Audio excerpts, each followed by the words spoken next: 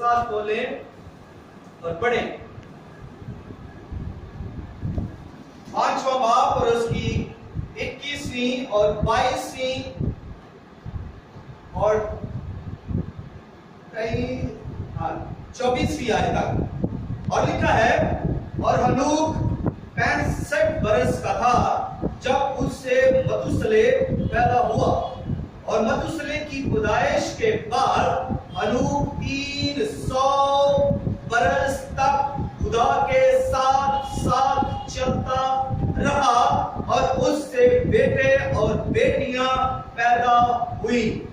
और हनूक की कुल उम्र 365 बरस की हुई, और हनूक खुदा के साथ साथ चलता रहा और वो गायब हो गया, क्योंकि खुदा ने उसे उठा लिया। आमीन। हनूक के बारे में अगर हम सीखते हैं तो हनूक आदम की 7वीं पुस्तक है,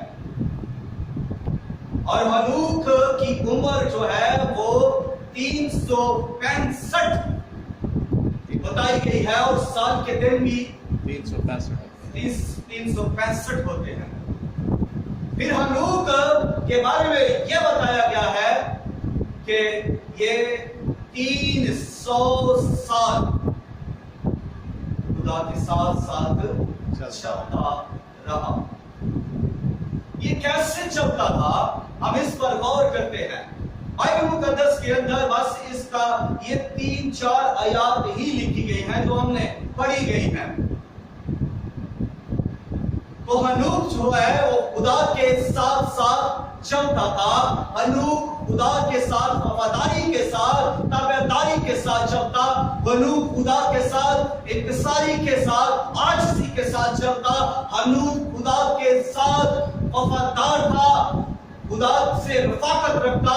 हनूक की खुदा से मोहब्बत थी। हनूक खुदा से प्यार करता था, खुदा के हुजूर झुकता था, और बिला नागा वो झुकता था, बिला नागा वो दुआ और प्रस्तश करता था। हनूक 300 साल खुदा के साथ साथ चलता रहा। कितने साल जी?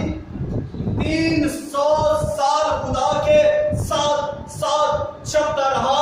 वो 300 साल किसी मिनिस्ट्री के साथ नहीं चलता रहा, वो किसी जो है सिस्टम के साथ नहीं चलता रहा, वो किसी इदारे के साथ नहीं चलता रहा, वो किसी इंस्टीट्यूट के साथ नहीं चलता रहा, वो किसी ऑर्गेनाइजेशन के साथ नहीं चलता रहा, बल्कि वो 300 साल खुदा के साथ चलता रहा। और वो ऐसा भी नहीं है कि वो एक दिन चला हो, वो एक हफ्ता चला हो, या एक महीना चला हो, या एक साल चला हो, या 20 साल चला हो, या एक सदी चला हो, 100 साल चला हो, या 200 साल चला हो, या वो 250 साल खुदा के साथ मुसलसल चला हो। ऐसा हरगिज़ नहीं, बल्कि वो लगातार 300 साल तक खुदा के साथ चलता रहा। वो 3 सदियां खुदा के साथ वफादारी के साथ चलता रहा। 300 साल तक उसने खुदा की हमद की, 300 साल तक उसने खुदा की पैरवी की और अकीदत की। 300 साल तक। इन 300 सालों में उसने ये नहीं किया कि मैं खुदा के साथ चलता हूं तो मुझे गाड़ी मिल जाए, मुझे बंगला मिल जाए, मेरा बैंक बैलेंस बढ़ जाए, मेरा नाम हो जाए, मुझे कोई ओहदा मिल जाए, मुझे कोई सीट मिल जाए। वो इस वजह से खुदा के साथ साथ नहीं चलता था। वो इस वजह से खुदा के साथ चलता था कि वो खुदा से प्यार करता था। उसने खुदा को पहचान लिया था, वो खुदा को जान गया था। उसने जान लिया था कि खुदा मेरा खालिक है। हनूक ने शरीयत को नहीं पढ़ा, हनूक ने ज़बूरों को नहीं पढ़ा, हनूक ने सहाइफ को नहीं पढ़ा, हनूक ने अनजील को नहीं पढ़ा, हनूक ने पुराने अहदनामे को बिल्कुल नहीं पढ़ा, और हनूक ने याद रखे नए अहदनामे को भी बिल्कुल नहीं पढ़ा। और ना हनूक ने यह सुना था कि नूह के तूफान से और जानें बच जाएंगी, और ना उसने यह सुना था कि बड़े बड़े समंदर को, जो लाल समंदर है, उसको खुदा दो हिस्सों में करके इस्राएल को बीच में से निकाल लाएगा। उसने नहीं सुना था, ना उसने ये सुना था कि किसी को शिफा हुई है, ना उसने ये सुना था कि कोई जिंदा हुआ है, ना उसने ये सुना था कि कोई शिफा, कोई मौजज़ा हुआ है, ना उसने ये सुना था कि कोई क्रूसर हुआ है। लेकिन फिर भी हनूक खुदा के साथ साथ चलता रहा। इन 3 सदियों के अंदर, इन 300 सालों में हनूक ने ना कोई चर्च बनाया, ना कोई मिनिस्ट्री बनाई, ना कोई सिस्टम बनाया, लेकिन मैं वसूख के साथ कह सकता हूं, मैं ईमान के साथ कह सकता हूं कि हनूक ने मस्बा जरूर बनाया होगा,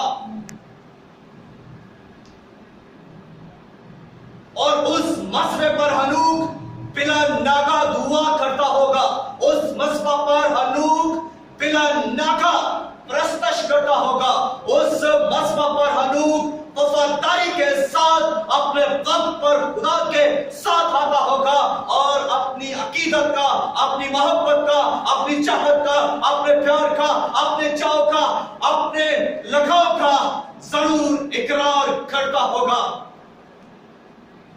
हमें मस्बा बनाने की जरूरत है। हमें खुदा के साथ साथ अगर चलना है तो फिर एक ही वजह है, और वो है मस्बा। अगर हमारे पास मस्बा नहीं, हम खुदा के साथ नहीं चल सकते। अगर हमारे पास मस्बा नहीं, हम खुदा के साथ लगाव नहीं रखते। अगर हमारे पास मस्बा नहीं, हम अपनी मोहब्बत का इजहार नहीं कर सकते। अगर हमारे पास मस्बा नहीं, फिर हम अपनी चाहत का इजहार नहीं कर सकते। अगर हमारे पास मस्बा नहीं है तो फिर हम अपनी रफ़ाकत का इजहार खुदा से नहीं कर सकते। अगर हमारे पास मस्बा नहीं तो खुदा से हमारी रफ़ाकत नहीं, खुदा से हमारी शराकत नहीं, खुदा से हमारी यगानत नहीं, खुदा से हमारा प्यार का इजहार नहीं है। अगर मस्बा नहीं है तो फिर हम खुदा से दूर हैं। हमें याद रखें, मजहब से निकलकर मस्बा बनाने की जरूरत है। मजहब से ज्यादा अहम मस्बा है।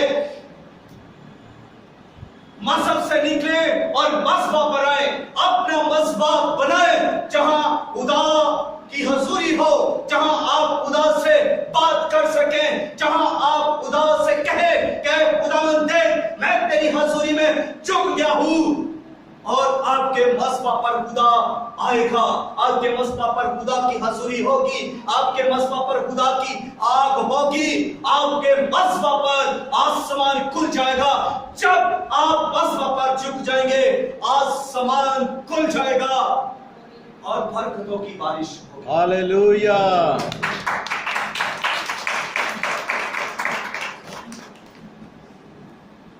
अगली बात, हनूक ने अपनी जिंदगी खुदा को दे दी थी। हनूक ने अपनी सारी जिंदगी खुदा को दे दी, उसके हाथों में दे दी। जब हम अपनी जिंदगी खुदा को दे देते हैं, खुदा की हो जाती है, खुदा का हक उस पर हो जाता है। टाइम उसी तरह, जिस तरह हम हदिये देते हैं, जिस तरह हम दयाकी देते हैं, तो वो किसकी हो जाती है? वो खुदा की हो जाती है। वो हदिये, वो नजराने, वो दयाकियां खुदा की हो जाती है। उस पर हमारा हक नहीं रहता। हम उसको अपनी जलाल के लिए, अपनी मर्जी के लिए इस्तेमाल नहीं कर सकते। जब हम अपनी जिंदगी खुदा को दे देते हैं तो फिर हमारी जिंदगी का हकदार खुदा है, हम अपनी जिंदगी के हकदार नहीं हैं। हनूक ने अपनी जिंदगी खुदा को दी और जब हम अपनी जिंदगी खुदा को दे देते हैं, फिर खुदा उस जिंदगी की हिफाजत करता है, फिर खुदा उस जिंदगी को संभाल लेता है, फिर खुदा उस जिंदगी को अपने हाथों में ले लेता है, फिर खुदा उस जिंदगी को अपने जलाल के लिए इस्तेमाल करता है। हन्ना ने अपना पिलोटा बेटा खुदा को दे दिया और खुदा ने उसको अपने हाथ में ले लिया। खुदा ने सैमुएल को अपनी पनाह में ले लिया। खुदा ने सैमुएल की हिफाजत की, उसकी जिंदगी की हर जरूरत को खुदा पूरी करता और खुदा ने उसे वो बना दिया जो कभी भी उसकी मां से बना नहीं सकती थी। खुदा ने उसे नबी बना दिया। कोई है जो नबी बना सके? ना कोई उस्ताद किसी को नबी बना सकता है, ना कोई मां किसी को नबी बना सकती है। इस दुनिया के अंदर कोई किसी को नबी नहीं बना सकता, वो खुदा है। जब आप अपनी जिंदगी खुदा को देंगे, वो आपको बरकत देगा, वो सरफराज करेगा, वो नबी भी बना देगा। जरूरी है कि हम अपनी जिंदगी खुदा को दें। हनूक ने अपनी जिंदगी खुदा को दे दी और जब हम अपनी जिंदगी खुदा को दे देते हैं, खुदा उसे अपने जलाल के लिए इस्तेमाल करता है। यीशु मसीह ने कहा, जो मेरे साथ जमा नहीं करता वो बखेरता है। मैं फिर कहता हूं, यीशु मसीह ने कहा, जो मेरे साथ जमा नहीं करता वो बखेरता है, जो मेरे साथ नहीं है वो मेरा मुखालिफ है। यीशु मसीह ने ये कह दिया है कि जो मेरे साथ जमा नहीं करता वो क्या करता है? बखेर देता है। जो अपनी जिंदगी खुदा को दे देता है, खुदा उसे संभाल लेता है और अपने जलाल के लिए इस्तेमाल करता है। और अगर आप अपनी जिंदगी खुदा को नहीं देते तो प्लीज छीन कर ले जाता है। अगर आप अपने बच्चों को खुदा को नहीं देते तो प्लीज चुरा ले जाता है। बच्चे नाफरमान बन जाते हैं, बच्चे बेबरकते और लानती बन जाते हैं, शरारती बन जाते हैं, क्योंकि हमने खुदा को वो बच्चे सौंपे नहीं हैं। अगर हम अपने हदिये रैयकियां, अपनी दौलत खुदा को नहीं देते तो फिर इब्लीस क्या करता है? चुरा लेता है। महीना आने से पहले हम कर्जई घर तक, बाइबल में लिखा है कि घर तक पहुंचते पहुंचते तेरे जेब में कोई पैसा नहीं रहेगा, सराख कर दूंगा तेरी थैली में।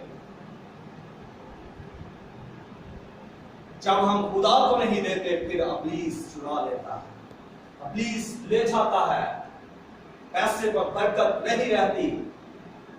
हनूक ने अपनी जिंदगी खुदा को दी और जब उसने अपनी जिंदगी खुदा को दी है तो फिर वो बिलानाका दुआ करता है। जिंदगी देकर वो भूल नहीं गया, जिंदगी देकर वो खुदा से दूर नहीं चला गया, या वो चर्च में बैठकर घर में बैठ दुआ के वक्त वो घर में बैठा रहा। जिंदगी देकर उसने बिलानाका दुआ की, बिलानाका प्रस्तश की, बिलानाका मोहब्बत की, वफादारी के साथ, ताबेदारी के साथ, इंकिसारी और फरोख्ती के साथ फिर वो खुदा के साथ साथ चलता रहा। जिंदगी खुदा को देकर उसने खुदा की वफादारी की, खुदा से प्यार किया और जिंदगी खुदा को देकर उसने खुदा के साथ साथ इस कदर मोहब्बत की कि खुदा ने उसे एक दिन अपने साथ उठा लिया। बाइबल बयान करती है कि हनूक गायब हो गया, हनूक का रैप्चर हो गया, हनूक उठा लिया गया, फिर उसके बाद वो दुनिया में नजर नहीं आया। रैप्चर क्यों ना होता? वो खुदा से प्यार करता, खुदा की मुकम्मल वफादारी करता, मुकम्मल तौर पर पैरवी करता था, रैप्चर तो होना था। इसके बाद दूसरा रैप्चर जो है वो एलिया का हुआ। एलिया खुदा का ताबेदार शख्स था, वफादार था, सब्र करने वाला, खुदा की अकीदत करने वाला, दुआ करने वाला, प्रस्तश करने वाला नबी था। और उसको सलातीन की दूसरी किताब और उसका दूसरा बाब और अगर 11वीं आयत पढ़ें तो उसके रैप्चर का बयान है। लिखा है कि आसमान से आतशी रथ आए, आतशी घोड़े आए, चैरियट आई, बग्गी आई, घोड़े आए आग से और एलिया को उठाकर आसमान की तरफ लेके और उसके बाद एलिया जमीन पर फिर नजर नहीं आया। तीसरा रैप्चर जो मैं बयान करने वाला हूं वो है कलीसिया का रैप्चर, कलीसिया का उठाया जाना। और पौलुस रसूल एक भेद की बात कलीसिया को बताता है और भेद वो ये कहता है कि भाइयों मैं तुम्हें एक भेद की बात बताता हूं और भेद की बात वो ये है, वो कहता है कि जब खुदावन बादलों पर आएगा, जब खुदावन यीशु मसीह नरसिंगे के साथ आएगा, फरिश्तों के साथ आएगा और बड़ी ललकार के साथ आएगा, तो जब नरसिंगा फूंका जाएगा, यानी कि जब पिछला जो नरसिंगा है वो फूंका जाएगा, तो फिर क्या होगा? एक पल में, एक लम्हा में, एक घड़ी में, एक दम में होगा। और क्या होगा?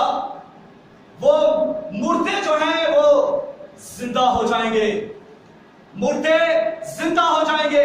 और कहता है जो जिंदा है, हम जो जिंदा होंगे वो बदल जाएंगे। और ये कितने वक्त में होगा? एक लम्हा में, आंख झपकते ही, नरसिंगा फूंक के जाते ही एक पल में होगा। मुर्दे जितने भी हैं वो जिंदा हो जाएंगे और जितने जिंदा हैं वो बदल जाएंगे। और जब वो बदल जाएंगे तो फिर उनके बदन कैसे हो जाएंगे? जलाली बदन हो जाएंगे, लाफानी बदन हो जाएंगे, ला गता बदन हो जाएंगे, ला रेब बदन हो जाएंगे और गैर फानी बदन हो जाएंगे। बदले हुए बदन, ऐसे बदन हो जाएंगे। अब मैं थोड़ा सा बदले हुए बदन को थोड़ा बयान करना चाहता हूं।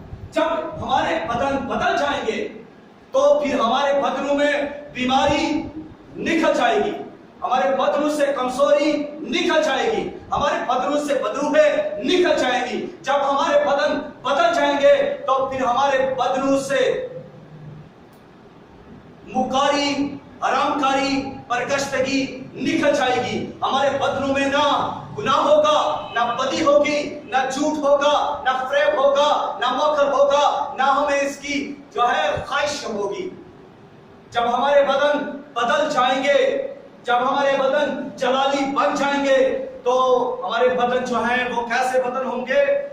वो ऐसे बदन हो जाएंगे जो सिन प्रूफ होंगे, जो फायर प्रूफ होंगे, जो वाटर प्रूफ होंगे, जो बुलेट प्रूफ होंगे, जो डेप्थ प्रूफ होंगे, बम प्रूफ भी होंगे। इसका थोड़ा मैं समझाना चाहता हूं। सिन प्रूफ का मतलब है गुनाह जिन्हें छू ना सके। वाटर प्रूफ का मतलब है पानी जिसे स्पॉइल ना कर सके। और फायर प्रूफ ऐसे हैं कि जिनको आग कुछ नुकसान ना पहुंचा सके।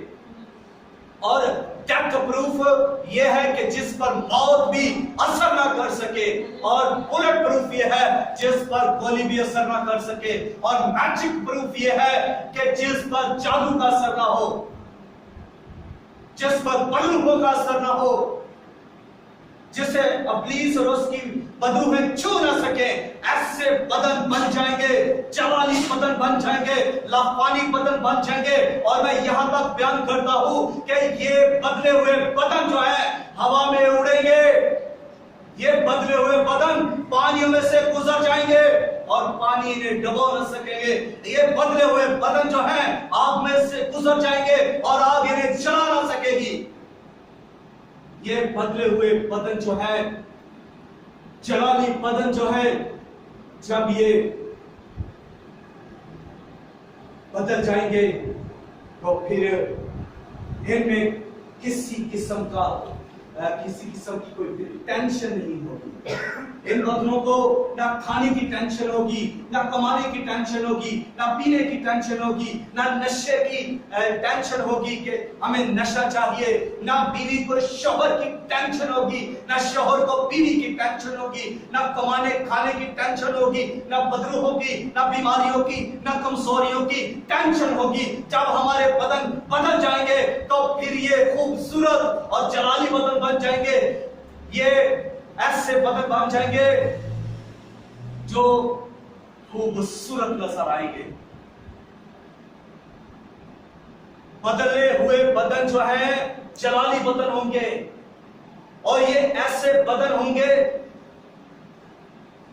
जिनमें टेढ़ी हड्डियां जो है वो सीधी हो जाएंगी,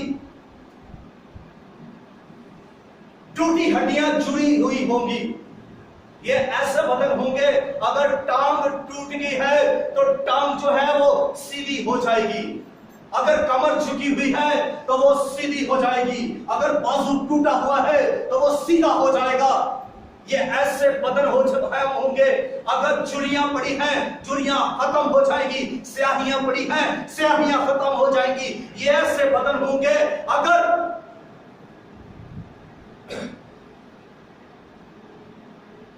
बदनवाही नजर आई है, बाल झड़ गए हैं,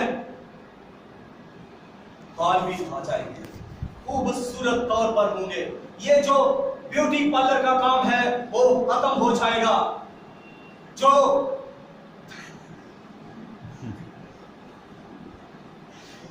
ये जो ब्यूटी पार्लर का काम है